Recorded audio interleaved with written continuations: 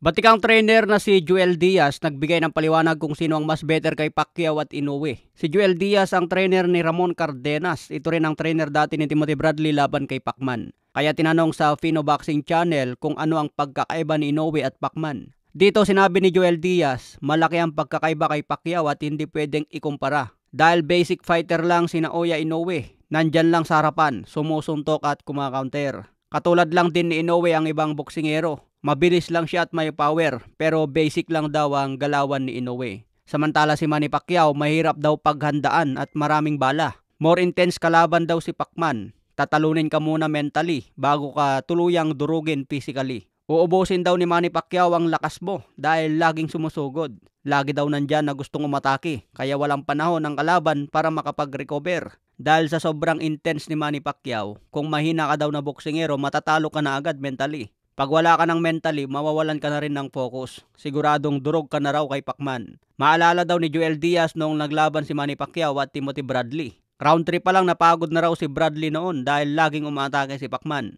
Hindi nagbibigay ng oras kay Bradley para mag-recover.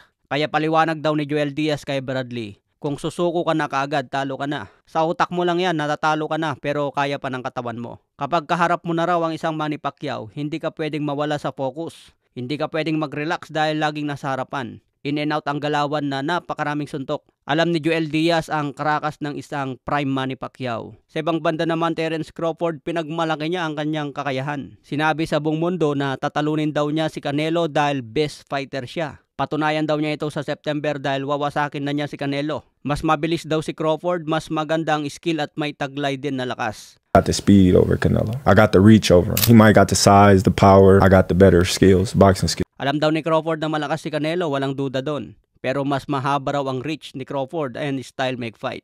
Sa ngayon, mabigat na raw ang timbang ni Crawford at nakipag-sparring na rin sa malalaki ang timbang. Mula ngayon, 4 na buwan na lang ang paghahanda ni Crawford.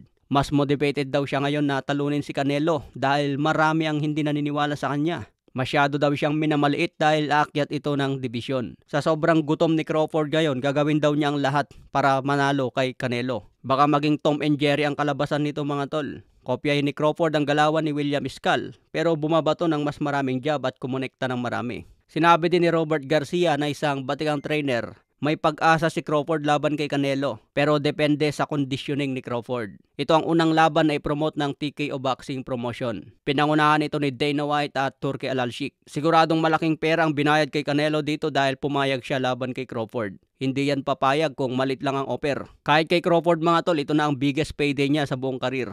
Kaya pwede na siya magretiro matapos ang laban. Lalo na kung manalo pa si Crawford, maging undisputed champion na sa 3 dibisyon. Siguradong pasok na yan sa listahan ng greatest of all time.